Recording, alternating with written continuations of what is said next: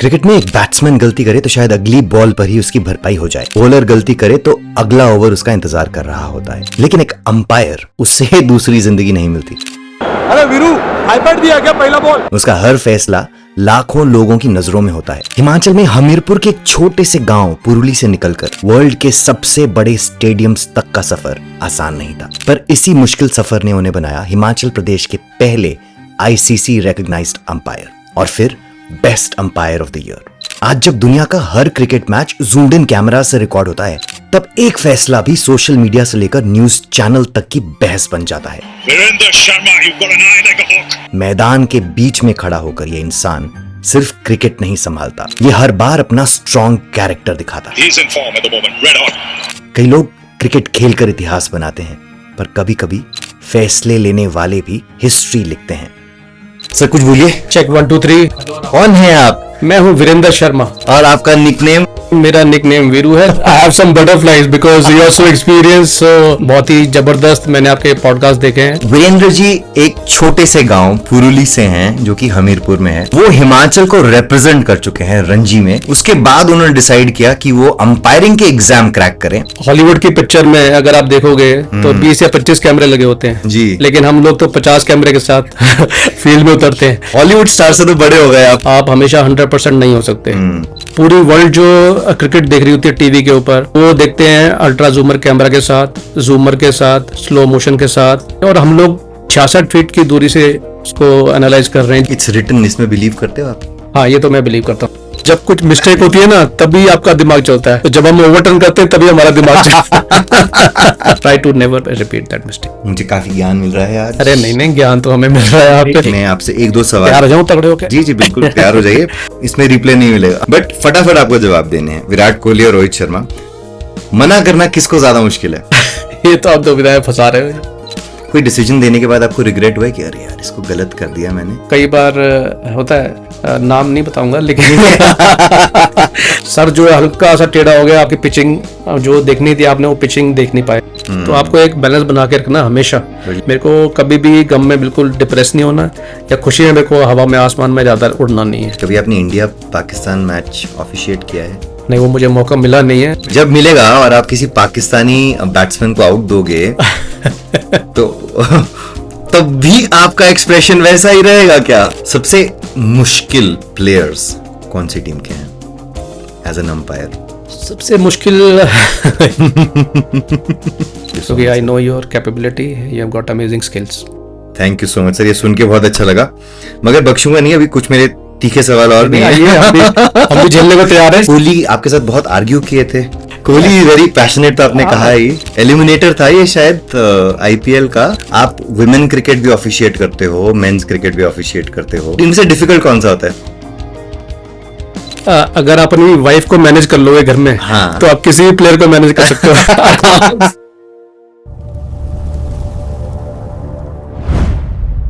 Welcome to the जोडकास्ट।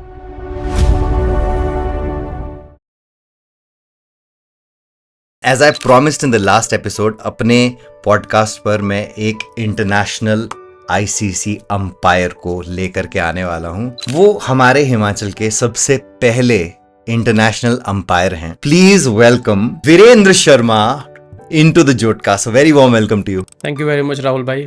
It is my pleasure to be here, and this is one of my first podcasts, I would say.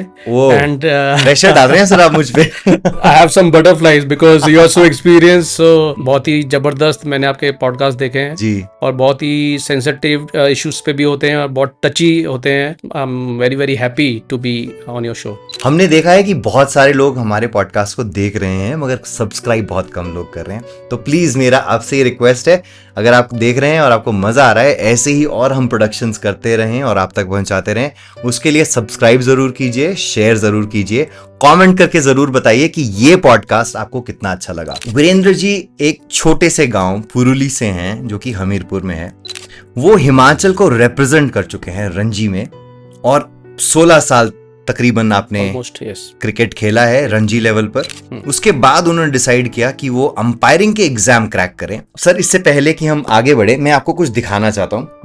आप बहुत research करके आए जी हैं research और हमने थोड़ी बहुत बहुत वीडियोस इकट्ठे करके लाए हुए हैं। जी जी छोटा सा एक मैं आपको क्लिप दिखाना चाहता हूँ और ओह। ये आप अगर पहन लेंगे so you can hear अभी हमको पता है कि एक एक रन बनाना, जब आप 2-0 करके आए हो तो पहला रन बनाना कितना इंपॉर्टेंट है। चौका हो गया था बट अंपायर ने शायद देखा नहीं तो उन्होंने लेग बाय दे दिया था। तो मैं स्कोरबोर्ड देखता नहीं ज्यादा बैटिंग करते वक्त। ओवर जब समाप्त हुआ तो ऐसे ही एक नजर चला गया वहां पे, तो स्टिल ऑन 0। तो मैंने बोला यार चौका लग गया था, फिर अभी भी 0 कैसे? तो तब मैंने पूछा यार वीरू हाई पैड दिया क्या तुमने? अरे वीरू हाई पैड दिया क्या पहला बॉल?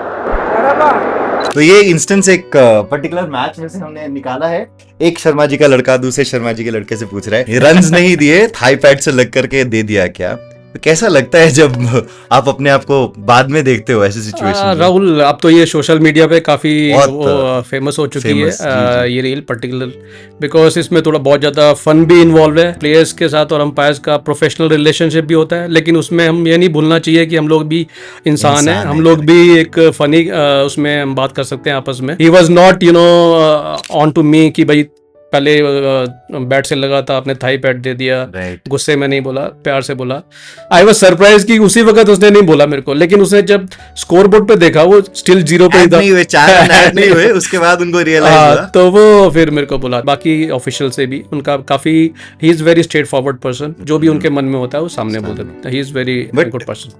ये सब जितनी टेक्नोलॉजी आ गई है, आई डोंट नो 50 तो शायद कैमरास होते हैं क्रिकेट फील्ड में आजकल, है ना? कितना डिफिकल्ट कर देता है ये अंपायर्स की जर्नी को? आई वुड से कि हॉलीवुड की पिक्चर में अगर आप देखोगे तो 20 या 25 कैमरे लगे होते हैं, जी लेकिन हम लोग तो 50 कैमरे के साथ फील्ड में उतरते हैं। हॉलीवुड स्टार्स तो बड़े हो गए उनसे आप। बड़े तो वो हैं, लेकिन कहने का मतलब है प्रेशर हमारे ऊपर कितना होता है। हमारी एक एक चीज को नोटिस किया जाता है। एक कैमरा तो हमारे ऊपर पूरे मैच में लगा रहता है कि how is my body language, how is I am behaving, I am talking to other players और ऑफिशियल्स और एवरीबॉडी। सो एक स्क्रूटनी भी होती है और we are always cautious about it कि भाई हमें we are on screen, so our body language has to be good because face expression is very very important. Yeah. कई बार क्या होता है गलत डिसीजन भी आ जाता है, तो फेस एक्सप्रेशन में अगर आप नीचे हो तो टीम्स पकड़ लेती हैं, पूरा वर्ल्ड पकड़ लेता है कि आपका प्रेशर डाल सकते हैं आप। हाँ, तो वो पता चल जाता है। तो that is very very important how to handle the camera thing. I think ये एक बहुत सेलिब्रिटी वाली सिचुएशन आपने कह दी, क्योंकि हॉलीवुड में भी शायद इतनी हाँ, सेलिब्रिटी तो प्ले वो तो कैमरा तो एक्चुअली मोस्टली प्लेयर्स के ऊपर लगा होता है, लेकिन we are also part of that particular game, so we are also into that zone. तो हमें भी थोड़ा लगता है कि यार सेलिब्रिटी टाइप नहीं बट स्क्रूटनी टाइप, या आपको एनालिसिस हो रहा है आपका हमेशा, तो वो एक दिमाग में रहता है। ऐसे सिचुएशंस जैसे मैंने ये दिखाया, ये तो शायद थोड़ी आसान सिचुएशन थी। काफी अग्रेसिव भी हो जाते हैं कुछ प्लेयर्स। वो सिनेरियो और सिचुएशन को हैंडल करना और बाद में सोशल मीडिया का फ्लैग मिलना, ये हैंडल करना कितना डिफिकल्ट होता है और परिवार कैसे इसमें हेल्प करता है? जब मैं अंपायरिंग के फील्ड के अंदर आया तो मुझे मालूम था क्रिटिसिज्म तो होना ही है। मैं मुझे पूरा पता था क्रिटिसिज्म होना, बिकॉज अंपायरिंग ऐसी फील्ड है जिसके अंदर आप हमेशा 100% नहीं हो सकते। ठीक है, पूरी वर्ल्ड जो क्रिकेट देख रही होती है टीवी के ऊपर, उनके वो देखते हैं अल्ट्रा जूमर कैमरा के साथ, जूमर के साथ, स्लो मोशन के साथ, और हम लोग 66 फीट की दूरी से उसको एनालाइज कर रहे हैं किसी भी डिसीजन को। और अहमदाबाद जैसे ग्राउंड में 1 लाख लोग हैं, या किसी भी स्टेडियम में, बॉम्बे जैसे, so many eyes on you, another pressure, and the pressure of band बज रहा है, कुछ हो रहा है, तो उस माहौल में हम लोगों को कंसंट्रेशन अपना 100% लाना, फोकस लाना। इमेजिन कर लेते हैं ये 1 लाख लोग हैं, आप नरेंद्र मोदी स्टेडियम में हैं, एक हाई प्रेशर मैच चल रहा है और हो गया कुछ ऐसा कि गलत हो गया डिसीजन, उसके बाद घर जाकर के सपोर्ट कैसे मिलती है? फैमिली का सपोर्ट तो हमेशा रहता है। देखो, चाहे आप फैमिली मेम्बर हो, आप चाहे कुछ गलत करके आए हो, चाहे सही करके आए हो, they treat me as same. उसमें उनका कोई चेंज नहीं होता कि मेरा खरा। हालांकि कई बार मैं खुद अपने उसमें हम लोग नीचे चले जाते हैं, डेस्परेशन हो जाती है कि यार 1 या 2 डिसीजन गलत हो गए हमारे। जिस हिसाब से हमसे बात करते हैं, जिस हिसाब से हमें पूछते हैं और हम उनसे एम्पैथी रखते हैं, तो वो बहुत ही अच्छा रहता है, अच्छा फील होता है। और हम घर पहुंच के तो बिल्कुल हर चीज़ भूल ही जाते हैं। तो दैट इज़ वाई फैमिली ऐसा करते हैं क्या कि अवॉइड करते हैं, उस डिस्कशन ही ना करें उसके बारे में? आप ऐसा करते हो क्या, मतलब कि नहीं, घर हम पहुंचने के बाद मैच का डिस्कशन ही नहीं होगा? नहीं बात करते हैं, गलत होता है तो गलत बता देते हैं, अच्छा होता है तो अच्छा बता देते हैं। बहुत सपोर्टिव फैमिली है। हाँ एब्सोल्युटली। और मेरी जो डॉटर है वो साइकोलॉजी की स्टूडेंट है, तो कई बार उससे क्लास वेरोनिका, right? हाँ वेरोनिका, वेरोनिका, तो हाँ। लेसन मिल जाते हैं साइकोलॉजी के। पापा ये भी part and parcel of the game. हाँ तो वो आपको सिखा रही हैं? हाँ, बता देती हैं वो पूरा साइकोलॉजी के, पूरी वो बहुत अच्छी स्टूडेंट है। Beautiful, तो right. मैं भी उससे प्रोफेशनली लेसन ले लेता हूँ कभी कभी। Very interesting. आपने जानबूझ के डाला क्या उनको साइकोलॉजी में कि ये प्रेशर आने वाला था? नहीं ऐसा कुछ नहीं, वो उसका अपना फील्ड है, अपना उसका passion अपना है। वो था। तो she is good in reading people mean behaviour and all those stuff. Brilliant. She is good student. या थोड़ा हिमाचल की तरफ जाते हैं। When you were born in the village in Puruli, जमाना बहुत डिफरेंट था। क्रिकेट की तरफ गए कैसे आप? किसने आपको गाइड किया क्रिकेट की तरफ जाने के लिए? हाँ, मैं दिल्ली में मैं सोनेट क्लब में खेलता था। तो सोनेट क्लब में जब मैं छोटा था, 15 साल का, I was to be very honest very average cricketer. वो इवन जब तक मैं खेला तब भी एवरेज क्रिकेटर ही था। जी। I want to do something big in cricket. So I was very hard working person. So मुझे किसी ने एडवाइस किया आप हिमाचल से ही हो, हिमाचल में बॉर्न हुए हो, तो वाई डोंट, बिकॉज दिल्ली में इतना स्ट्रगल होता था, दिल्ली में इतना कंपटीशन था, so why don't you choose your own state to play for, I mean for them. Right. So under 17 का ट्रायल हुआ तो वहाँ पे मैं सिलेक्ट हुआ। फिर अंडर 17 के बाद अंडर 19 खेला। सो उसके बाद रणजी ट्रॉफी खेला। तो काफ़ी हिमाचल में मुझे लगता था कि यार अपनापन, क्योंकि मैं यहाँ का पैदा हुआ हूँ। अंडर 17 जब लेवल में हिमाचल में स्टार्ट किया खेलना, तो उसका बहुत बड़ा रोल है कि मैं I came into Himachal and play for Himachal. अभी पिछला पॉडकास्ट मैंने शक्ति जी के साथ किया। हाँ तो वो बता रहे थे कि Veeru is a great batsman. आप मेरे को पहले तो अंडरसेल कर रहे हो आप अपने टैलेंट को। नहीं ऐसा देखिए किसी भी लेवल पे जी। और उस जमाने में एक्चुअली रणजी क्वालिफाई करना भी it was a task, because facilities काफी कम थी हिमाचल में। बिल्कुल बिल्कुल। आपके फादर लेट श्री रुलिया राम जी, उनका काफी इन्फ्लुएंस था ये डिसीजन लेने में आपके लिए? एब्सोल्युटली। मेरे फादर साहब बहुत मेरे को सपोर्ट करते थे हमेशा। और मुझे आज भी याद है, मैं एक बार मुंबई गया था, कोई कंपनी थी उसके लिए जॉब के लिए गया था। तो उस वक्त हमारे पास ना साधन होते थे, ना पैसा होता था, ना कुछ होता था। वापस आ रहे थे तो हमें ट्रेन की ना टिकट मिली, ना हमने एडवांस बुकिंग कराई थी, प्लेन में जाने के पैसे नहीं थे। तो जनरल डब्बे में हम लोग बैठे और मेरे फादर ने नीचे ही अपना वो, क्योंकि सीटें थी नहीं, तो नीचे हम लोगों ने पता नहीं क्या कुछ चादर बिछाई या कुछ न्यूज़पेपर बिछाया। तो मेरे को तो स्पेस मिल गई सोने की थोड़ी सी नीचे ही, लेकिन वो ऑलमोस्ट खड़े ही खड़े पूरे वो 24 घंटे में हम मुंबई से दिल्ली पहुंचते थे उस वक्त। तो वो स्ट्रगल किया उन्होंने और मेरे को बहुत सपोर्ट किया उन्होंने क्लब में खेलने के लिए, आगे हिमाचल में आने के लिए। Unfortunately he is not there but he is watching me from top. God bless his soul. Inspire तो किया ही आपको, बट एक जगह पे पहुंचते हुए देखा भी होगा। आईसीसी में नहीं देख पाए वो, लेकिन रणजी ट्रॉफी वो मेरे मैच भी देखने आते थे तो बहुत अच्छा लगता था। बट अगेन कई चीज़ें ऐसी होती हैं कि आप पूरा नहीं हो पाती, आपकी जो विशेस होती हैं। मैं चाहता था कि वो जब मैं बेस्ट अंपायर अवार्ड ले रहा था तो उस वक्त वहाँ होते, या आईसीसी में जब मैं गया डेब्यू मैच मेरा तो वहाँ होते। पर लेकिन कई चीज़ें ऐसे होती हैं लाइफ के अंदर कि we have to move on. You are very close to him. Yeah absolutely, my whole family. थोड़ा सा मैं पैम्पर्ड भी था बिकॉज आई वाज थोड़ा नॉटी भी था, लेकिन पैम्पर्ड भी था काफ़ी फैमिली में। Yeah I am sure he is smiling absolutely, today also. Blessings are always there. मुझे हमेशा गाना याद रहता है, मेरा साया साथ होगा, तो वो अभी भी। आप भी गाना गाते हैं? नहीं, मैं शक्ति सिंह की तरह जी हमारे पिछले पॉडकास्ट मैं शक्ति को सुनने में बहुत मजा आता है मेरे को, और लाइव सुनने में he is one of the greatest singer I would से, but it's not, I am not joking. और मेरे को उनके बहुत गाने सुनने में बहुत ज़्यादा मजा आता है।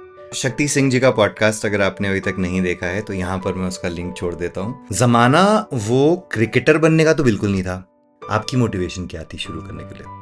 पहले तो मेरी मोटिवेशन, मैं गली क्रिकेट में खेलता था वहाँ पे, तो कई लोग कहते थे यार तू अच्छा खेलता है तो तू क्लब में जा किसी में, तो वहाँ पे हो सकता है कि तेरा कुछ आगे बन जाए। धीरे धीरे जाना स्टार्ट किया तो वहाँ पे भी इतनी मेरे को वो मतलब रिकग्निशन नहीं मिली, क्योंकि मैं उस वक्त 9th या 10th में था। वहाँ पे लोग आते थे मतलब बचपन से ही। मेरे जो साथ में सोनेट क्लब में थे, मनोज प्रभाकर, शिखर धवन, तो मैनी टेस्ट प्लेयर्स, बहुत सारे रणजी ट्रॉफी प्लेयर्स, तो वहाँ पे अपने आप को एस्टैब्लिश करना, that was a big task, that is why I move to. मतलब वो लर्निंग ग्राउंड था दिल्ली आपका, Absolutely. कि आप वापस आके हिमाचल में उसको बिल्कुल। इम्प्लीमेंट कर। इट्स रिटन, इसमें बिलीव करते हो आप?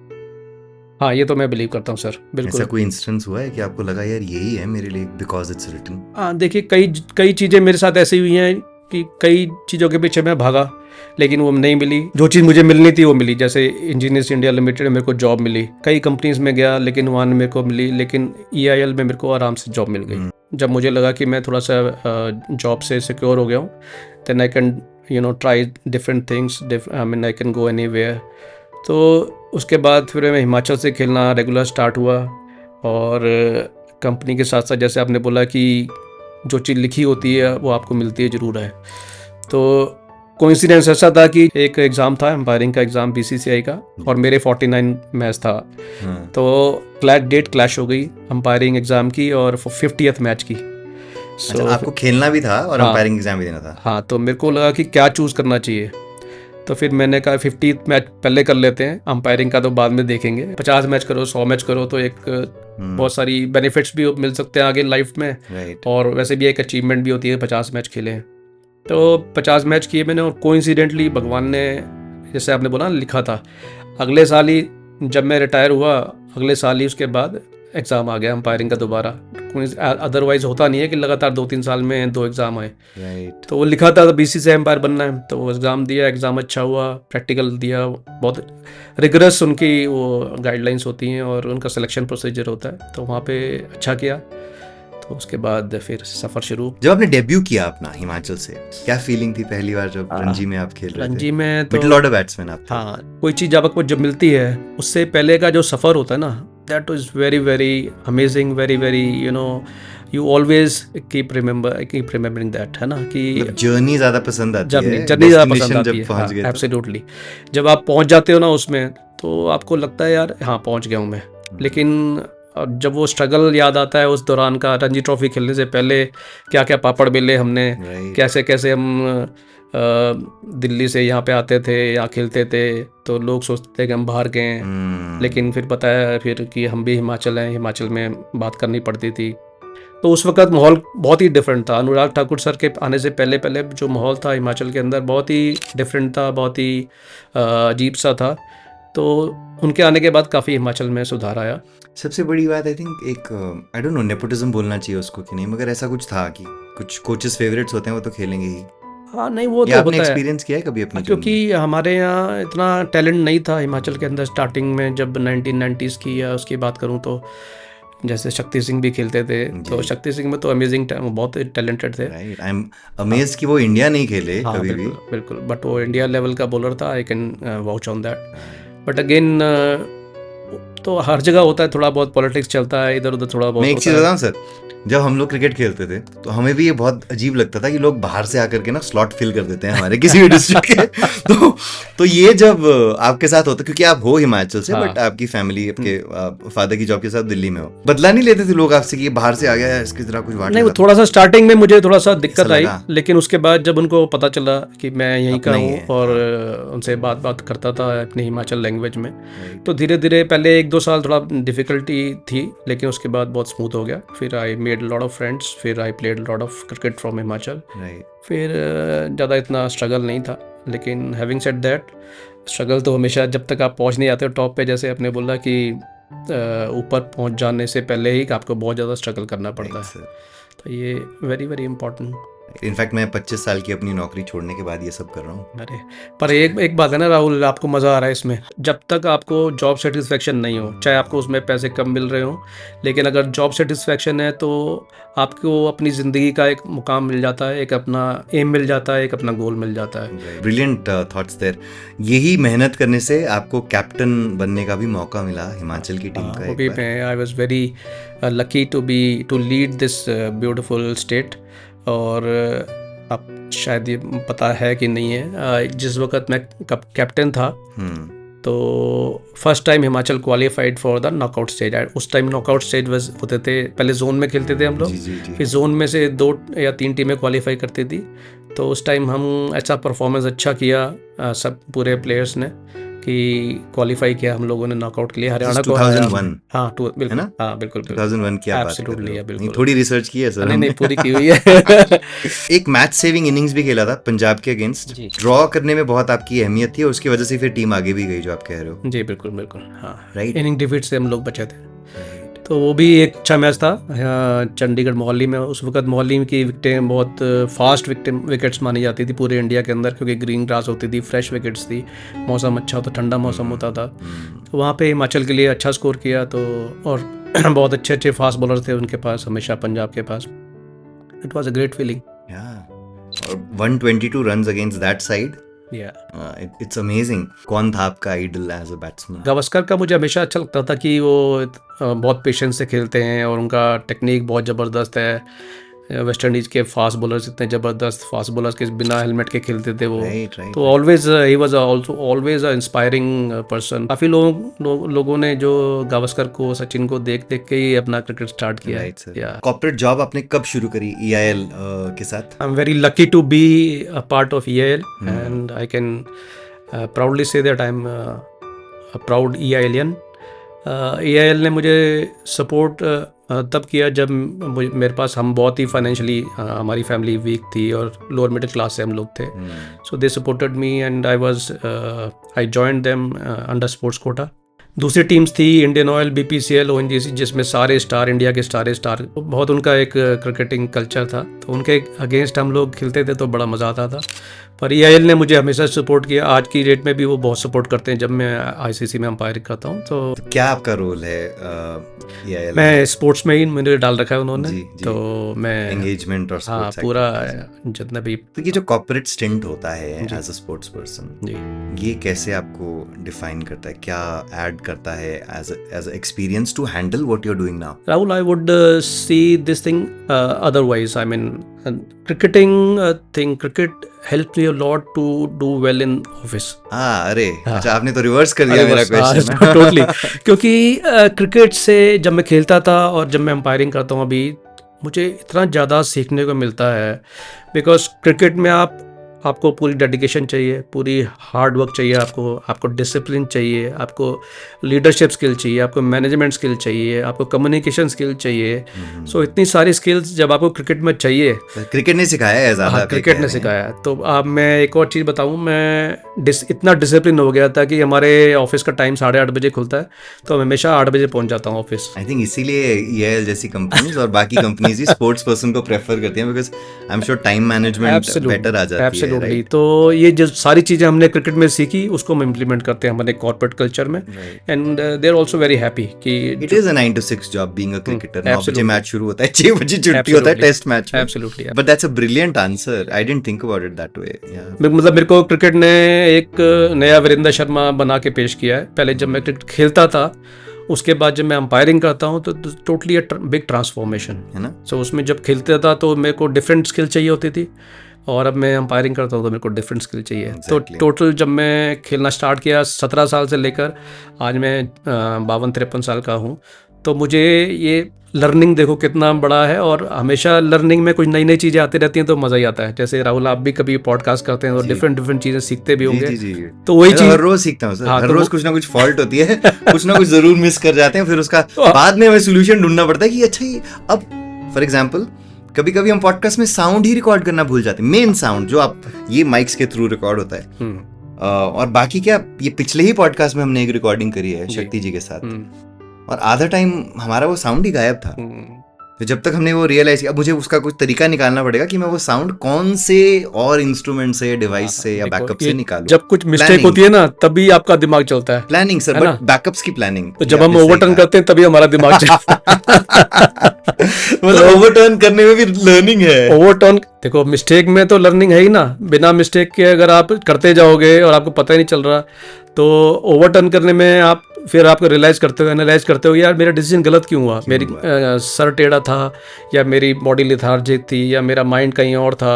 क्योंकि आप कई दो चीज़ें एक बार में सोच रहे हो तो आपका माइंड डाइवर्ट हो जाता है। कॉन्सेंट्रेशन नहीं थी कि थी, घर की लड़ाई के बारे में सोच रहे हो, हाँ? बीवी ने आज खाना सही नहीं बनाया था या कुछ वो था, तो वो सारी चीज़ें इन्वॉल्व होती हैं। तो वही आप जब मिस्टेक्स होती हैं तो definitely it's a big learning. But having said that, mistake एक बार ये होनी चाहिए, दोबारा अगर आप मिस्टेक को रिपीट करोगे then it is not a mistake, Then you that have is not it a learned crime from kind of thing.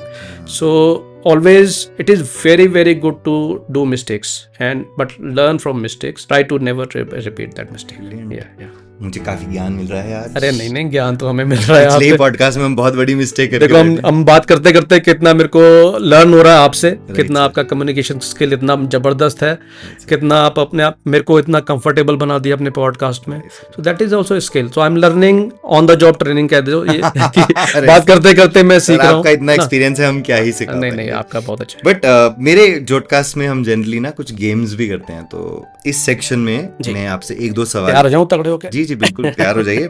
इसमें रिप्ले नहीं मिलेगा. ठीक है. बट फटाफट आपको जवाब देने हैं. तो पहला मेरा सवाल है, विराट कोहली और रोहित शर्मा, मना करना किसको ज्यादा मुश्किल है? मतलब एक डिसीजन को ना देना किसके लिए ज्यादा, किसको ज्यादा डिसीजन मुश्किल तो चाहे कोई भी हो, चाहे रोहित हो चाहे कोहली हो, डिसीजन तो है? देना आपको ही होता है. एक चीज बतानी है. हाँ. इसमें आप दोनों ये नहीं कर सकते कि हाँ दोनों को नहीं, नहीं. मुश्किल है. हाँ. डिसीजन तो हम कॉम्प्रोमाइज नहीं कर सकते राहुल. उसमें अगर हमें लगता है कि आउट है तो हम नहीं, उस पे तो बात ही नहीं कर रहे हैं. हम ये कह रहे हैं कि डिसीजन तो आपको मालूम है आउट है, आपने दे दिया, बट मना करना कि नहीं, वो बोल रहे हैं नॉट आउट है.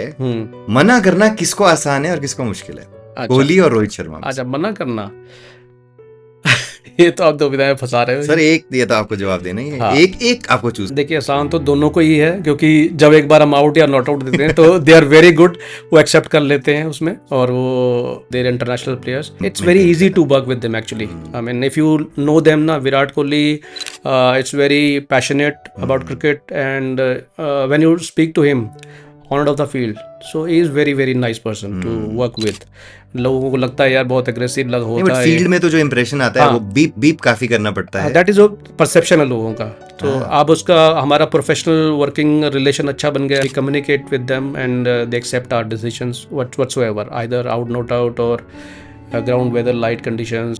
कोई डिफरेंस है रणजी या फिर डोमेस्टिक सर्किट के मैचेस को कंडक्ट करने में और इंटरनेशनल को करने में? रूल्स डिफरेंट होते हैं कहीं पर? हाँ, रूल्स भी डिफरेंट होते हैं. जैसे हम डोमेस्टिक में बीसीसीआई में अलग हमारे रूल्स होते हैं, आईसीसी में डिफरेंट रूल्स होते हैं, बट ऑलमोस्ट सिमिलर होते हैं, लेकिन थोड़ा सा डिफरेंस होता है. जो जब कंपटीशन की बात आती है तो व्हाट आई पर्सनली फील कि इंटरनेशनल क्रिकेट में अंपायरिंग करना ज़्यादा आसान है. हाँ, बजाय कि डोमेस्टिक क्रिकेट में. ऐसा क्यों सर? क्योंकि देखो इंटरनेशनल क्रिकेट में जब टीम्स पार्टिसिपेट करती हैं तो वो एक रिगरस उससे आई मीन चैनल से आके वो सेलेक्ट होते हैं टीम के अंदर. उनको पता होता है कि हमने इंटरनेशनल लेवल पे हमारा क्या बिहेवियर होना चाहिए, हमने क्या what is expected of them.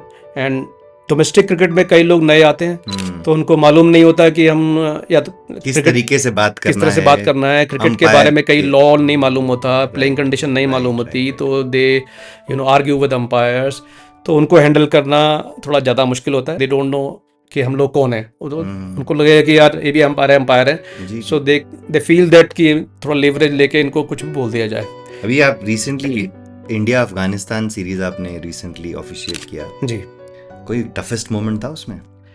Toughest moment तो यही था सर, लखनऊ में हम लोग मैच किए और ऑलमोस्ट 45 डिग्री टेम्परेचर था. हम लोग चाहे 45 डिग्री में करें या 2 डिग्री में अंपायरिंग करें, so we can not creep about that.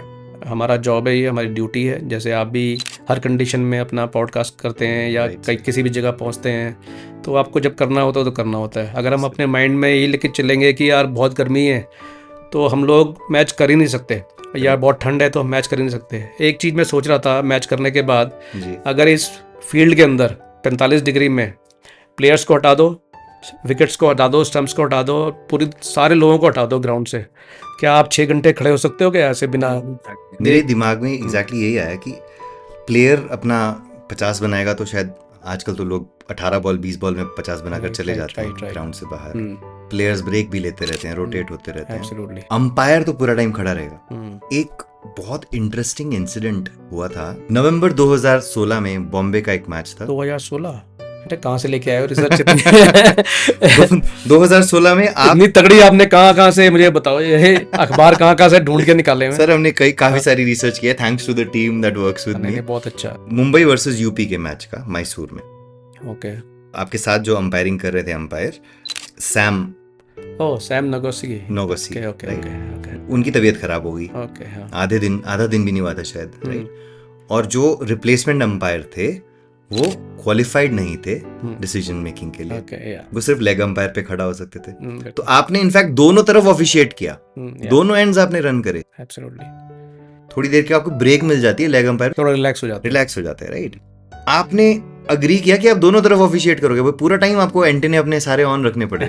तो ये ऐसा क्यों किया और क्या हुआ एग्जैक्टली? नहीं, वो तो करना था, मेरी रिस्पॉन्सिबिलिटी थी, ड्यूटी थी एज एन अंपायर। क्या होता है हमारे जो बीसीसीआई के रूल्स हैं, अगर एक अंपायर आपका जो मेन अंपायर है वो अगर इंजर्ड हो जाता है या बीमार हो जाता है, क्वालिफाइड अंपायर नहीं है, तो क्वालिफाइड अंपायर नहीं है तो उसको स्क्वायर लेग पे खड़ा करना पड़ता है, क्योंकि उसके पास डिसीजन कम आते हैं। और कोई भी डिसीजन अगर रन आउट स्टंपिंग का भी आ जाएगा तो he can refer it to the referee और थर्ड अंपायर जो भी होता है।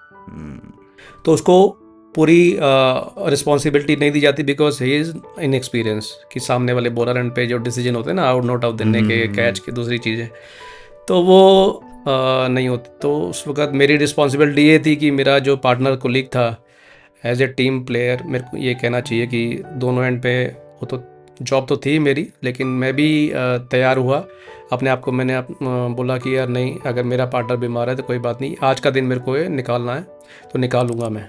तो that was yes very challenging है ना, बोथ द एंड्स। अगर आप सोचते हो यार एक पूरा टाइम कंसंट्रेशन, 6 बॉल के बाद आप स्क्वायर लेग पे चले जाओगे, थोड़ा सा रिलैक्स करोगे, फिर आप दोबारा स्विच ऑफ करोगे, स्विच ऑन करोगे, तो स्विच ऑन स्विच ऑफ करना वेरी इंपॉर्टेंट। बट मेरा स्विच ऑन ही था पूरे 90 ओवर नो सर। और पूरे दिन 90 ओवर होते हैं। उसके बाद अगले दिन रिप्लेसमेंट अंपायर आ हाँ, गए। अगले दिन नया बीसीसीआई से क्वालिफाइड अंपायर। डेडिकेशन हो तो ऐसी, right. I think I am just learning so much from you, because ऐसा करने में भी लोग पीछे हट सकते हैं, right. They can always say कि नहीं यार, why don't we stop the match for the day, but that would have been a disaster decision, क्योंकि सारी पैसा जो लगता है मैच में, arrangements, public, fans, players, Rahul, ये वही चीज़ होती है कि you have to face the music. आप पीछे नहीं हट सकते किसी चीज़ से। अगर आपने ज़िंदगी में कुछ बनना है तो आपको जितने भी चैलेंजेस हैं, जितने भी हार्डशिप्स हैं, उनको एकदम से मुकाबला करना है और फिर आगे आके मुकाबला करना है। अगर आप पीछे रहोगे, थोड़ा सा रिलेक्टेड हो जाओगे, तो आप ज़िंदगी में कुछ नहीं कर पाओगे। आप बोलो कि भगवान ने मुझे अपॉर्चुनिटी दी है, आप उसको पॉजिटिव वे में लो। So when you have this kind of feeling, this kind of positivity in you, तो आगे जाके आपको बहुत सक्सेस मिलेगी, चाहे वो स्पोर्ट है या अदरवाइज। ऐसा कोई टाइम आया है कभी आपके अंपायरिंग करियर में कि आप इतने फ्रस्ट्रेट हो गए कि आपने कहा अब नहीं करना? कई बार होता है कि आपकी स्क्रूटनी होती है, कई बार आपके डिसीजन गलत होते हैं, तो आप बहुत नीचे चले जाते हो। कई बार मीडिया में भी बहुत आ जाता है, कभी न्यूज़पेपर में आ जाता है कि यार उसकी वजह से ही मैच हार गए, या अंपायरिंग ब्लेम कर देते हैं अंपायर्स को। क्रिटिसिज्म बहुत होता है ना इंडिया के अंदर, तो अंपायरिंग बहुत ख़राब थी। तो यस, कई बार होता है, लेकिन छोड़ने का तो कभी नहीं हुआ। मैं ऐसा कभी नहीं, इंसान हूँ। पर यार क्या करना है ये, बिल्कुल नहीं। कौन है, क्यों बोल रहे हैं मुझे? थोड़े टाइम के मुझे लगता था कि यार क्यों हुआ ऐसा, मेरे साथ ही क्यों हुआ। फिर मैं सोचता था यार मेरे साथ हुआ, अच्छा हुआ, क्योंकि ये मेरी जो मिस्टेक हुई है, जो मेरे को ये मेरे साथ गलत हो रहा है, जो भी हुआ है, उससे मैं एक ज़्यादा स्ट्रॉन्ग आदमी बन के उभरूंगा, निकलूंगा और आगे जाके और ज़्यादा मैं परफॉर्म करूंगा। तो वो एक मन में होता था कि यार नहीं, कोई बात नहीं, आज मेरा दिन बेकार गया है, लेकिन आने वाले टाइम में वो और अच्छा करूंगा। तो ये हमेशा मन में रहता था यार नहीं, कोई बात नहीं, इसको रखो अलग और अपना परफॉर्म करो और ज़्यादा अपने आप को स्ट्रॉन्ग बनाओ अपने आप को। That was feeling. Right. अब आप टेस्ट मैचेस भी कंडक्ट करते हो, पहले टेस्ट मैच में खड़े होना क्या उसी फीलिंग को इक्वेट करता है जो रणजी के पहले टेस्ट खेलने में होती है? नहीं, बिल्कुल नहीं। जो आईसीसी अंपायर में debut test match is a amazing form of cricket. I mean I would say this is the best form of cricket irrespective of T20, one day और any sort of फॉर्मेट। आज भी याद है कि मुझे श्रीनाथ हमारे match referee थे, India versus England का टेस्ट मैच था चेन्नई में। तो उन्होंने मुझे कैप दिया, जो एक ऑनर कहते हैं ना कि टेस्ट मैच डेब्यू से पहले कुछ भी अगर प्लेयर भी होता है तो प्लेयर को भी कैप देते हैं, तो उन्होंने मुझे अपने हाथों से दी। तो that was one of the greatest moment of my life कि यार now I am test umpire. सो जो टेस्ट अंपायर की फीलिंग होती है ना, nobody can take it away from you, है ना, कि आप टेस्ट अंपायर बन गए हो। क्योंकि टेस्ट अंपायर बनने से पहले हमने इतना स्ट्रगल, इतना हार्ड वर्क किया था। जब आपको वो कैप मिलती है, वो जब आप अंदर जाते हो, और one of the house wicket India और इंग्लैंड टॉप टीम्स हैं और अभी भी पहले भी थी, तो जब आप घुसते हो तो उसका अलग ही मजा आता हाँ, है। That was the debut right? Absolutely. आपका इंटरनेशनल डेब्यू चेन्नई में हुआ था, जी, ये टेस्ट मैच का। इंग्लैंड टेस्ट मैच का, राइट? इसी टाइम कोविड प्रोटोकॉल्स भी थे, राइट? और नितिन मेनन के साथ में आपने ये होम टेस्ट मैच ऑफिशिएट किया, तो न्यूट्रल अंपायर नहीं थे। इंग्लैंड तो खैर यहाँ आ गई, बट अंपायर्स न्यूट्रल नहीं आ पाए। इसमें क्या कुछ एडेड प्रेशर था आप दोनों पे? बहुत ज़्यादा, बहुत रेलेवेंट क्वेश्चन है आपका राहुल ये। क्यों? क्योंकि देखो, इंडिया के अंदर इतनी सारी चैलेंजिंग चीज़ें हैं जो एज एन अंपायर जब भी आप फील्ड में जाते हो जी। आपके दिमाग में हमेशा रहती हैं। सबसे पहले तो यहाँ पे जो कंडीशंस हैं टोटली डिफरेंट है। आप बाहर का देखोगे, इंग्लैंड में, ऑस्ट्रेलिया में अच्छा माहौल, ठंडा माहौल होता है और विकेट्स भी ग्रीन होती हैं, बाउंस अच्छी होती है। लेकिन यहाँ पे थोड़ी टर्न वाली पिच होती हैं और कंडीशंस गर्मी होती है। चेन्नई में आपको पता ही है कितनी गर्मी होती Yes, है, sir. ह्यूमिडिटी होती है। उसके अलावा this is a cricketing part. उसके अलावा आप लोकल यहाँ पे स्क्रूटनी देखो, स्क्रूटनी, कमेंटेटर्स, मीडिया, न्यूज़पेपर, तो सबकी निगाहें हमारे जैसे कंटेंट क्रिएटर्स सोशल कई सारे social media social content media। Creator सिर्फ इसी काम पे हाँ, लगे रहते तो हैं। वो एक ये चैलेंजिंग की सिचुएशन होती है कि आपको इन सारी चीज़ों को नज़रअंदाज करते हुए आपको परफॉर्म करना है। तो ये एक आप इसको, जैसे मैंने बोला कि पॉजिटिव में लोगे तो आप हमेशा निखरते जाओगे। अगर आप नेगेटिव में लोगे कि यार ये क्राउड नहीं थी, क्राउड नहीं थी, बट न्यूट्रल अंपायर्स भी नहीं थे, तो ये होता है ना कि अरे अपने ही कंट्री के अंपायर्स हैं, अपना ही टेस्ट तो मैच उसमें एक और प्रेशर, एडेड प्रेशर ये होता है कि यार आप इंडिया का मैच कर रहे हो जहाँ पे न्यूट्रल अंपायर नहीं है और कहीं आपसे गलती या कोई डिसीजन ऐसा हुआ तो कोई लोग ये ना कहें कि यार ये फेवरेटिज्म है कि नहीं है। तो वो भी एक एडेड प्रेशर होता है। Right sir. तो और इस हैविंग सेड दैट कि अगर हम ऐसा प्रेशर नहीं हटा देते दिमाग से कि इंडिया है या इंग्लैंड है, क्योंकि we are neutral, we feel that we are neutral and we have to be neutral because we were there as an ICC umpire, not Indian umpire. Correct. तो जब हम ग्राउंड के अंदर जाते हैं तब वी डोंट थिंक कि भाई न्यूट्रल टेरिटरी है वो पूरी, अंपायर्स वहाँ पे चाहे मेरा सगा भाई भी होगा तो उसको भी आउट देना पड़ेगा। तो वो हमारे दिमाग से बिल्कुल निकल जाता है। कोई डिसीजन देने के बाद आपको रिग्रेट हुआ है कि अरे यार इसको गलत कर दिया मैंने, शायद ये, मान लीजिए फॉर एग्जांपल 99 पे कोई आउट हो गया, आपका कोई ऐसा मतलब ऐसा कोई मोमेंट रहा है कि हाँ, बहुत दिखे। रिग्रेट करा है आपने कोई? हाँ, रिग्रेट तो होता ही है। देखो कई बार होता है, नाम नहीं बताऊंगा लेकिन पकड़े जाएंगे, हो जाएगा, वायरल मोमेंट बन जाएगा। देखो हमेशा 100% अंपायरिंग तो हो ही नहीं सकती। नहीं ऑब्वियसली बिल्कुल। आप कोई सोचे कि मैं 100% बन जाऊंगा, 100% डिसीजन दे दूंगा, तो वो तो we are human being, we can not. Even technology भी कई बार गलत दे देती है, तो हम लोग तो इंसान हैं। तो अगर आप 90-95 के आसपास परसेंटेज के आसपास रहते हो तो आप सक्सेसफुल अंपायर माने जाते हो। और लेकिन कई बार होता है कि आप कोई गलत डिसीजन देते हो, जानबूझ के डिसीजन नहीं देते, लेकिन कई बार आपकी पलक झपक जाती है। आपकी आप समझते हो कि पलक झपकने में जिस वक्त बॉल बैट के पास से जा रही है उस वक्त आपकी पलक झपकी, तो at the fraction of A second उस वक्त आपकी मिस हो गई बॉल आपसे, तो आप गलत डिसीजन आ गया। आपका सर जो है हल्का सा टेढ़ा हो गया, आपकी पिचिंग जो देखनी थी आपने वो पिचिंग देख नहीं पाए। इसका लेवल कैसे मेंटेन करते हैं कि पूरा आपको दिन से लेकर शाम तक आपको पूरा स्ट्रेट रखना है? तो वो कॉन्शियसली आप अपने आप को माइंड में, टेक्निक है इसकी? हाँ, आपको रहना है कि स्ट्रांग रहना है, आपके बॉडी पोस्चर जो है स्ट्रेट रहना है। आप अगर हल्का सा भी ढीला हो गए, लिथार्जिक, ये माइंड सारा मेंटल गेम है।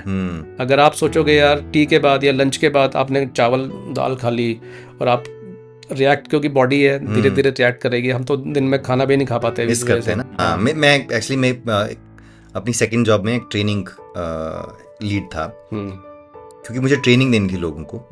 तो मुझे ये लगता था if you eat then your brain fogs. Absolutely. मैं स्किप करता था और शायद इसी वजह से मेरी बॉडी काफी बट शायद फिटनेस में भी हेल्प करा है। माशाल्लाह आपकी बॉडी पूरी 6 पैक लगे हुए हैं। अरे नहीं सर, एक ही पैक है, फैमिली वाला।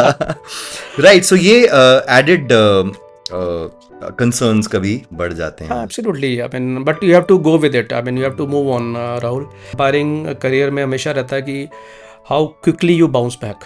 तो bounce back ability is very very important. तो मतलब पोस्चर ऐसे रखें जैसे for example I am sure मेरी भी लर्निंग्स आ सकती हैं हाँ। इससे कि भाई ये कैमरा मेरा है, ये Absolutely, आपका है, absolutely. यहाँ देखना है, इस पोस्चर में इस फ्रेम में रहना है etcetera. These are techniques and how ये सब सिखाते हैं अंपायरिंग की ट्रेनिंग सिखाते हैं। और अपने आप को भी एनालाइज करना। जब आप बाद में पॉडकास्ट देखोगे जी। तो आप देखोगे अपने आप को टीवी में जी, कि कैसे बिल्कुल। लग रहे हो या कैसे हाँ, बात कर रहे हो। तो वही चीज़ हम भी वही चीज़ करते हैं कि हम कैसे लग रहे भी हैं, तो वो भी देखना होता है। बॉडी लैंग्वेज हमारी कैसी है, हमने डिसीजन कैसे दिए, अगर गलत कोई डिसीजन एक्सप्रेशन दिया। तो नहीं आ गया मुंह में, एक्सप्रेशन न्यूट्रल मैं कभी नहीं रह सकता हूँ। आपका तो जॉब ही नहीं है आई विल ट्राई बट ये नहीं रह सकता, ये फीडबैक मैं अपने आप को आपका तो देता रहता हूँ। स्माइल के साथ आना चाहिए ना। जी हमारा सर। स्माइल के साथ आउट दे दिया तो बैटर कहेगा भैया think क्या मजे आ रहे हैं क्या आउट देते हुए। मैं हमेशा याद रखता हूँ उस गाने को, हर फिक्र को धुएं में उड़ाता चला गया, गम जिंदगी और का साथ निभाता चला गया। गम और खुशी में फर्क ना महसूस हो, जहां मैं अपने दिल को उस मुकाम पे लाता चला गया। Brilliant. तो ना आपका जब आप गम में हो तब आपका फेस नीचे जाना चाहिए या एक्सप्रेशन नीचे जाना चाहिए, बॉडी लैंग्वेज नीचे जानी चाहिए, या आप बिल्कुल ही खुश हो, खुशी में आपको भी बिल्कुल ऐसे नहीं जाना कि आसमान में पहुंच जाना है। तो आपको एक बैलेंस बना के रखना हमेशा Brilliant. लाइफ के अंदर की, चाहे गम हो चाहे खुशी हो। मेरे को कभी भी गम में बिल्कुल डिप्रेस नहीं होना, या खुशी में मेरे को हवा में आसमान में ज़्यादा उड़ना नहीं है। कभी आपने इंडिया पाकिस्तान मैच ऑफिशिएट किया है? नहीं, वो मुझे मौका मिला नहीं है। मैं जब एशिया मिलेगा, में बहुत तैयारी जब मिलेगा और आप किसी पाकिस्तानी बैट्समैन को आउट दोगे तो तब भी आपका एक्सप्रेशन वैसा ही रहेगा क्या? नहीं, मैं I am dying to do that match. कई लोग होते हैं ना, भागते हैं यार इंडिया पाकिस्तान का मैच है मुझे ना मिले, पर मैं तो मुझे तो want to चाहिए। take on that I want challenge. Because I don't know condition, हमारी जो सिचुएशन ऐसी है कि हम लोग नहीं कर पाएंगे। वैसे भी न्यूट्रल अंपायर्स हाँ, मोस्टली वो तो प्रेफर इंडिया पाकिस्तान के मैच में स्पेसिफिकली बाहर के अंपायर बुलाए जाते हैं। बट जब भी मौका मिलेगा, मैं मेरी ये कहते हैं ना एक ड्रीम, तो वो एक है, तो देखते हैं। ब्रिलियंट, बहुत मजा आ रहा है आपसे बातें करते करते। सबसे मुश्किल प्लेयर्स कौन सी टीम के हैं एज एन अंपायर? सबसे मुश्किल very difficult question to answer. हर एक में चाहते हैं कि नहीं, वो तो उनको लगता है कि अगर डिसीजन रॉन्ग है अंपायर का तो they can go and they should go. मैंने ये भी देखा है कि काफी बार लोग जिस तरह की अपील करते हैं और उसके बाद जितनी बार वो रिव्यू लेते हैं उसमें बहुत, मतलब आई थिंक 90% ऑफ टाइम वो लेते ही नहीं है हाँ, रिव्यू, नहीं लेते, राइट? हाँ। तो ये शोर मचाना और एक अग्रेशन दिखाना ज्यादा होता है। कौन सी ऐसी टीम है, क्वेश्चन से मैं नहीं हटूंगा, जो सबसे आपको इस तरह अग्रेसिव लगती है कि अंपायर पे प्रेशर डालो? अपील सारी टीमें एक जैसी ऑलमोस्ट करती हैं। क्यों? इतना क्योंकि पिच और वॉल्यूम इतना रहेगा उस क्यों? टाइम। क्योंकि उसमें क्या होता है, अंपायर्स कॉल का बड़ा इंपॉर्टेंस होता है। क्योंकि अंपायर्स कॉल में ये होता है कि जो अंपायर ने डिसीजन दिया वही स्टैंड करेगा। अगर उन्होंने रिव्यू लिया तो अपील ज़्यादा करेंगे तो अंपायर क्या पता हमारे उस पे फेवर में आ जाए, तो अंपायर्स कॉल में आए तो उनको डिसीजन मिल जाए। वो एज अ टीवी अंपायर क्या डिफरेंट प्रेशर्स रहते हैं जब इतना करीबी मामला है कि टेक्नोलॉजी भी फेल हो जा रही है? ऑन फील्ड अंपायर को तो छोड़ दीजिए, ऑन फील्ड अंपायर्स के लिए एक बार को माफ़ है कि आपका डिसीजन गलत है, लेकिन टीवी अंपायर को कोई माफ़ी नहीं है, क्योंकि आपके सामने रिप्लेस आ रहे हैं, आपके सामने एंगल्स आ रहे हैं, आपके सामने सारी टेक्नोलॉजी उपलब्ध है आपके पास, और आपको डिसीजन 100% सही देना है, तभी आप थर्ड अंपायरिंग में हो। क्योंकि ऑन फील्ड वाले को थोड़ा शक है या टीम को शक है तो वो they will send the review to upstairs. तो उसमें कई बार हमें प्लेइंग कंडीशंस हमें दी होती हैं जिसका सहारा लेके हम, अच्छा गाइडलाइन है, गाइडलाइंस होती हैं कि आपने इस ऐसा मौका आएगा तो आपने ऐसा डिसीजन देना है। तो कंक्लूसिव एविडेंस एक बहुत टर्म यूज होती है, एब्सोल्युटली कंक्लूसिव एविडेंस होना चाहिए, नहीं तो ओवरटर्न नहीं कर सकते आप ओवरटर्न नहीं कर फील्ड का सकते। आपका डिसीजन। बहुत अच्छा नॉलेज है। ये हमारी प्लेइंग कंडीशंस है, आईसीसी की भी, बीसीसीआई की भी, हर जगह। मतलब आपको क्लियरली दिखना चाहिए कि एरर हुआ है। Absolutely otherwise you would go with the on field umpire decision. तो अगर ऑन फील्ड अंपायर ने आउट दिया है, अगर आपके पास ओवर टर्न करने के लिए कंक्लूसिव एविडेंस नहीं है तो आप नहीं कर सकते। You have to stay with the on field umpires call. कुछ टाइम पहले इसमें एक सॉफ्ट सिग्नल रूल भी था जी, कि फील्ड के अंपायर ने मतलब रेफरेंस पे क्या सिग्नल एक्चुअली दिया, आउट या नॉट आउट, जी, कि मैं सॉफ्टली बता रहा हूँ ये, अब वो स्क्रैप कर दिया है आईसीसी ने। ऐसा क्यों किया आईसीसी ने? मेरे ख्याल से सोच ये थी कि कई बार क्या होता है, आप बाउंड्री पे कैच ले रहे हैं और डाइविंग कैच ले रहे हैं, और आप ऑन फील्ड अंपायर जब खड़े होते हैं तो आपको बहुत दूर का डिस्टेंस है वहाँ से, तो you can not be sure कि भाई आपका ये आउट, मतलब कि कैच पकड़ लिया है कि नहीं पकड़ा है। तो वहाँ से आप खुद ही श्योर नहीं हो, तो उस वक़्त सॉफ्ट सिग्नल देना बड़ा ही डाइसी काम है, 50-50 रिस्की है। तो उनको लगा कि यार the best person who can handle this is TV umpire. where all the technology is available. कोई पॉइंट ही नहीं है मतलब सॉफ्ट सिग्नल का। वहाँ पे हमें सॉफ्ट सिग्नल नहीं जाना चाहिए क्योंकि हमारे पास टेक्नोलॉजी अवेलेबल है, तो we can give the decision on basis of angles and technology. Right, so मतलब वो सॉफ्ट सिग्नल फालतू में वो कॉन्फ्लिक्ट क्रिएट कर रहा था। Absolutely. यही जो आपने कहा कि लर्निंग्स जो प्लेयर के साथ बातें करके Absolutely. वापस इनकॉर्पोरेट करते हैं रूल बुक्स में, है ना। Yes. एक इंस्टेंस ये भी है, कोहली आपके साथ बहुत आर्ग्यू किए थे 2021 में। कोहली वेरी पैशनेट था, आपने कहा ही, कोहली right? पैशनेट है और एलिमिनेटर था ये शायद आईपीएल का आरसीबी वर्सेस केकेआर। हाँ, थोड़ा बहुत आर्ग्यूमेंट चलती रहती है डिसीजन को लेके और it was sorted out. So You still talk to him? Does he talk to you? या एब्सोल्युटली, उसका कोई ऐसा नहीं है कि हमारी बिल्कुल नहीं, ऐसे लगता है ना क्योंकि ट्रोल मीडिया, सोशल मीडिया तो कुछ ऐसा बना देता है कि चलता रहता है। नहीं, अभी भी बात का बतंगड़ बना देते हैं। उस मैच के बाद देखो 4 साल हो गए, इवन उस मैच के बाद during that also that particular match हमारी आपस में अच्छी बात चल रही थी, तो एक पर्टिकुलर कोई मूवमेंट आ जाता है जिसमें थोड़ा बहुत आर्गुमेंट होती है, तो but it is a part and parcel of the game. But आपको लग रहा है कि काफी है कोड ऑफ कंडक्ट अंपायर्स को बचाने के लिए, या और स्ट्रिक्टर गाइडलाइंस? नहीं, मेरे ख्याल से बहुत अच्छा है कोड ऑफ कंडक्ट। आजकल तो जैसे मैंने बताया इतने सारे कैमरास हैं, आप कोई भी गलत काम करो, आप कोई भी बिहेवियर इशू होता है तो कैमरा एकदम से पकड़ लेता है। और रेफरीज हैं, रेफरीज हैं, आपको स्टंप के पास माइक लगे होते हैं, तो काफ़ी सारी we are protected and players are also protected in the sense कि दे ऑल्सो अवेयर कि नाउ डेज, पहले तो कैमरा कुछ नहीं होते थे, एक आध कहीं कैमरा वो भी झाड़ी के पीछे लगा होता था, तो उस वक्त आप मतलब कुछ भी बोल देते थे। अंपायर्स के पास भी इतनी वो नहीं पावर नहीं होती थी कि कोड ऑफ कंडक्ट ज़्यादा लगा सकते हैं, क्योंकि अब एविडेंस है, हर जगह रिकॉर्ड हो रहा है। क्या आप देखो ना, कई तभी तो हमें ये वायरल मोमेंट भी मिली है दो शर्माज की आपस में। तो आप देखो कई जगह बॉल टेम्परिंग का इशू आता है, तो बॉल टेम्परिंग को क्लोज दिखा देते हैं कि भाई क्या नाखून से कर रहा है कुछ या कुछ टेम्परिंग कर रहा है। आप मैनेज कैसे करते हो बॉल टेम्परिंग का सिचुएशन? थर्ड अंपायर मैनेज कर, थर्ड अंपायर उस पर देखता है, तो मतलब कॉन्स्टेंटली इतने कैमरास प्लेयर बॉल को ट्रैक करते रहते हैं पूरा। कॉन्स्टेंटली। हाँ, वो जो कैमरा वो टीवी पे दिखाते हैं वो फॉलो करते रहते हैं। थर्ड अंपायर का रोल ये भी है कि फील्ड में एक्चुअली क्या हो रहा है, बिहेवियरल इशू है या कोई प्लेइंग कंडीशंस का इशू है या इसका ये पर्टिकुलर बॉल टेम्परिंग का इशू है, then they report it to the match referee and action happens. Absolutely. Brilliant. तो बॉल टेम्परिंग काफी हॉट टॉपिक बना था थोड़ा टाइम पहले। हाँ, बीच में होता था, तो वही तो अब कैमरा इतने हो गए हैं कि अब टीमें नहीं करती हैं, अब तो करती भी है तो पकड़ी जाती हैं। तो जब पकड़ी जाती है तो उनको पता है कि कैमरा हमारे ऊपर लगे हुए हैं। तो चलिए थोड़ा एक दो गेम्स के और क्वेश्चंस करते हैं आपके साथ। What would you choose between first 100 134 run जो आपने बनाए थे फर्स्ट क्लास क्रिकेट में, या फिर umpiring debut? I would go with the ICC umpiring. या Yeah, because I made a mark in umpiring as better than as a player. So I would choose ICC umpiring. Just because you feel कि आपने वहां पे ज्यादा achieve मेरी किया है। Achievement ज़्यादा एज एन अंपायर ज़्यादा है। आपने एक अवार्ड का जिक्र किया, what was the award that you received as an umpire? That is I think best umpire award for BCCI. Congratulations on that. Thank you so much. तो इसके बाद प्रेशर बढ़ जाता है?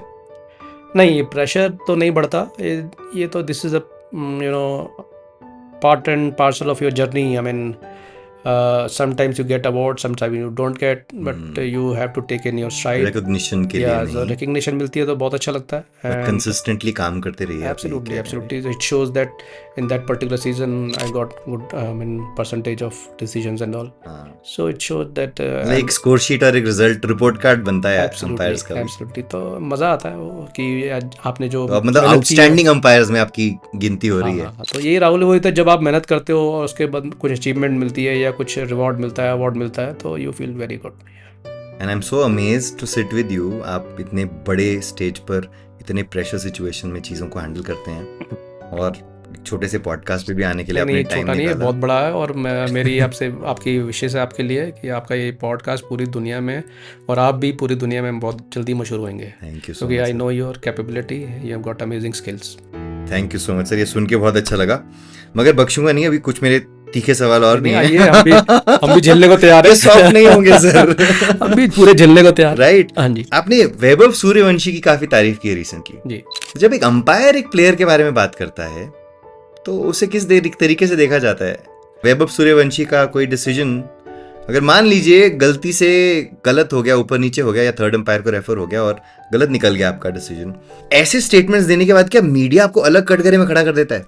हमारा ये भी एक रोल होता है, कई बार कई सेलेक्टर्स या कई लोग पूछते हैं हमसे, तो हमारा ये एक रिस्पॉन्सिबिलिटी भी बन जाती है एज एन इंडियन अंपायर कि इंडिया में कोई भी सेलेक्टर हमसे पूछता है या कोच पूछता है कि यार आपको कोई अंडर 19 लेवल पे या IPL में कोई आपको अच्छा लगा जिसको बारे में आप बता सकते हो या बोल सकते हो। जैसे फुटबॉल में स्पॉटर्स होते हैं। एब्सोल्युटली, वहाँ पे इंडिया में भी स्पॉटर होते हैं, लेकिन हम लोग इतने क्लोजली देखते हैं इनको कि हमें इनकी टेक्निक के बारे में, स्किल के बारे में थोड़ा सा कहूँ कि अच्छा क्लोजली, क्योंकि आप बिल्कुल सामने बैट सीधा आ रहा है कि नहीं आप वो भी देख सकते हो। एंगल इतना कोचिंग पार्ट नहीं देखते नहीं, मतलब बट इन द सेंस कि टेक्निकली कितना साउंड है कोई, है ना? वो आपको दिख जाता है बिकॉज़ आप तो खुद बैट्समैन रहे हो। तो वो जैसे नॉट वेब अलोन, जो भी मेरे को अच्छा लगता है, मैं हमेशा मेरा ये रहता है कि यार मैं इस पर्टिकुलर प्लेयर के बारे में इरिस्पेक्टिव ऑफ हिज नेम और स्टेचर व्हाटसोएवर, जहाँ भी मेरे को बोलना चाहिए मैं बोलता हूँ, क्योंकि it is good for India, it is good for BCCI if we get something. मेरे किसी, अगर मैं 25 नाम लूँगा, एक नाम भी कहीं आता है, किसी की नज़र में आता है, वो देखेगा उसको, बाद में उसको आगे नर्चर करेगा, तो it is a good feeling. और उस पर्टिकुलर प्लेयर के लिए भी अच्छा होता है कि यार किसी ने हमारे लिए बोला। हमारे जोडकास्ट के बारे में भी ऐसी बातें करते रहिए। आप विमेन क्रिकेट भी ऑफिशिएट करते हो, मेंस क्रिकेट भी ऑफिशिएट करते हो, आपने तो कोई भेदभाव नहीं रखा। इनसे डिफिकल्ट कौन सा होता है? डिफिकल्ट तो वुमेन क्रिकेट में ज्यादा डिफिकल्ट लगता है। What is the reason for that? Women cricket में क्रिकेट थोड़ा डिफरेंट हो जाती है, थोड़ा सा स्लो गेम होता है, तो इसलिए हम लोग उस पर्टिकुलर माहौल में थोड़ा चेंज करना, अपने आप को अडाप्टेबिलिटी करना। बट इसकी तो आपको आदत ही होगी। अब इस वक्त आपकी लाइफ में आपकी मम्मी जी हैं, शकुंतला देवी, शकुंतला देवी जी हैं, आपकी वाइफ हैं और वेरोनिका हैं, राइट? सो ये 3 फीमेल्स तो आपकी लाइफ में हैं ही, तो इन्हें तो हैंडल करना तो आपको आसान लगना चाहिए। एक कहावत है ना कि behind the success of every man there is a woman, but there are 3 women. I mean not one. My mother Shakuntala Devi, जहाँ से स्टार्ट किया, राइट सर, उसका उनका साथ, उनका मोटिवेशन, उनका प्यार, ब्लेसिंग्स, फिर उसके बाद Sarika my wife, my daughter Veronica, उनका सेक्रीफाइस। और जब मैं क्रिकेट खेलता था तब से सेक्रीफाइस करते आ रहे हैं, उसके बाद अंपायर बना, अंपायरिंग में भी अब सेक्रीफाइस करते आ रहे हैं वो लोग, क्योंकि मैं उनको इतना टाइम दे नहीं पाता। तो उनका जो सपोर्ट है, उनका जो प्यार है, उनका जो ब्लेसिंग्स है, मदर का, मेरी वाइफ का, मेरी डॉटर का, दैट इज़ अमेजिंग। जो मैं आज हूँ सिर्फ मेरी फैमिली के मैं बदौलत हूँ। द 3 विमेन, वेरोनिका जी, सारिका जी और शकुंतला जी, धन्यवाद सर का इतना ख्याल रखने के लिए, ताकि वो फील्ड में प्रेशराइज फील ना करें और सही डिसीजंस दे पाएं in his career. I think ये बहुत रेलेवेंट आपने बात कही है, क्योंकि ये मैं भी सोचता हूँ काफ़ी बार, क्योंकि मेरी फैमिली और मेरी वाइफ इस वक्त जिस तरह से इस मेरे नए इनिशिएटिव को सपोर्ट कर रही है ना, that's also amazing to see for me. Completely I am free to experiment, क्योंकि 25 साल की नौकरी करने के बाद आप सडनली डिसाइड करते हो कि आप पॉडकास्ट करोगे या कंटेंट क्रिएशन करोगे, तो एक झटका तो कहीं ना कहीं लगता है फैमिली को। अगर आप अपनी वाइफ को मैनेज कर लोगे घर में, हाँ, तो आप किसी भी प्लेयर को मैनेज कर सकते हो आराम से। अगर कोई यूथ अपने आप को देखता है एज एन अंपायर, उसको क्या मैसेज आप देना चाहते हो? ये हमेशा मेरा दिमाग में रहता है, या मेरे को लगता है कि मेरी रिस्पॉन्सिबिलिटी है कि जितने भी अपकमिंग अंपायर्स हैं या टैलेंटेड अंपायर्स हैं, टैलेंटेड मैच ऑफिशियल्स हैं, अगर मैं उनको सही बात बताऊं और सही एडवाइस दूं, या अपने जो मैं काम अपना मैं जो अंपायरिंग कर रहा हूं उसको देख के वो कुछ सीखें, तो मेरे को लगता है कि यार मेरा जो बहुत सारा जो रोल है टूवर्ड्स देम, वो सक्सेसफुल होता है। क्योंकि मेरे को देखने से या मेरी एडवाइस लेने से अगर उनको थोड़ा बहुत भी 5%, 10%, 20% भी अगर उनको फ़ायदा होता है, तो दैट इज़ माई अचीवमेंट कि मैं तो एक जगह पहुंच गया हूँ। और मेरे को इतने साधन नहीं थे मेरे पास, या मेरे पास इतनी एडवाइसेस नहीं थी, लेकिन अब जो आने वाले अपकमिंग अंपायर्स हैं, मैच ऑफिशियल्स हैं, उनको इस चीज़ की कमी ना रहे कि यार कोई हमें एडवाइस नहीं दे पाया या कोई हमें सही राह नहीं दिखा पाया। तो मुझे लगता है कि जो चीज़ मैं मिस करता था पहले अंपायर बनने से पहले या प्लेयर बनने से पहले, वो चीज़ ये जो अपकमिंग अंपायर्स है या मैच ऑफिशियल्स है, इनको ऐसा मिस ना करें वो चीज़। तो अगर कोई ICC अंपायर बनना चाहता है, इवेंचुअल गोल ये लेके चलता है, तो प्रोसेस क्या होता है? कितने टेस्ट मैच क्वालिफाइंग होने चाहिए? हमारा देखो BCCI में सबसे पहले तो स्टेट का एग्ज़ाम क्लियर करना पड़ता है अंपायरिंग का।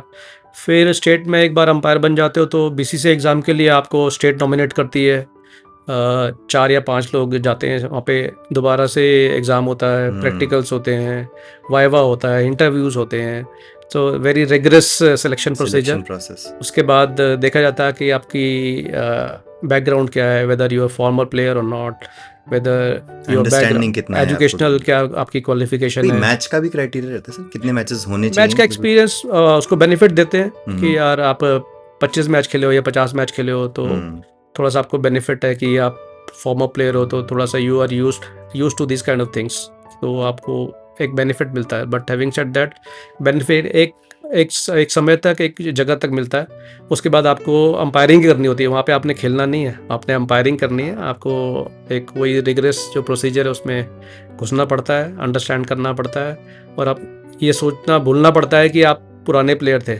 और ये कितना डिफिकल्ट होता है ये switching off the hat off the player and putting on the hat off the umpire? जब प्लेयर थे तब अंपायर को हम भी कुछ भी बोल देते थे।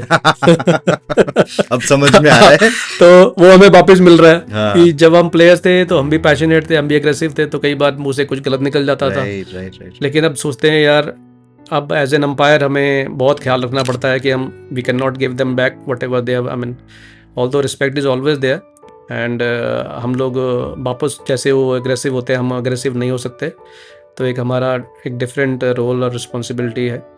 But yes, totally transformation from player to umpire, it's very not very easy, because although we get little bit of benefit इस तरह से मिलता है कि हमें पता है कि किस तरह से गेम चलता है, प्रोएक्टिवनेस किस तरह से लानी है, गेम में अब क्या होने वाला है, अगर फील्ड इस तरफ की है तो आपको आउट स्विंग आएगी या कॉर्ड बिहाइंड ज़्यादा आएंगे। अगर इन अ वे कोचिंग करियर भी Coaching, yeah. आपका डेवलप हो रहा है, अंडरस्टैंडिंग ऑफ कोचिंग भी डेवलप हो रही है। अच्छा, फील्ड ऐसी लगी है तो वो सारी जो डिसीजन आप देते हो, तो डिसीजन देने से पहले आप बहुत सारी चीज़ें आप रेकी करते हो, उन चीज़ों कर लेते हो। फैक्टर्स आपके पैरामीटर्स होते हैं ना, कि अगर इस तरह की फील्ड है, अगर पीछे स्क्वायर लेग में प्लेयर लगा रखा है तो बाउंसर आने वाला है, तो you have to be very, I mean proactive. तो वही चीज़ होती है कि हमें खेलने का ये फ़ायदा हुआ है। बट खेलने का फ़ायदा तो होता है, लेकिन अपने आप को ओवर कॉन्फिडेंट नहीं होना चाहिए कि मैं पुराना प्लेयर था तो मैं अंपायरिंग बहुत ज़बरदस्त कर सकता हूँ। वो दिमाग से निकालना बिल्कुल ज़रूरी है। रीस्टार्ट है। हाँ, रीस्टार्ट, क्योंकि umpiring is totally different field, आपको डिफरेंट स्किल चाहिए आपको, that is very very important. और क्या फ्यूचर प्लान्स हैं आपके?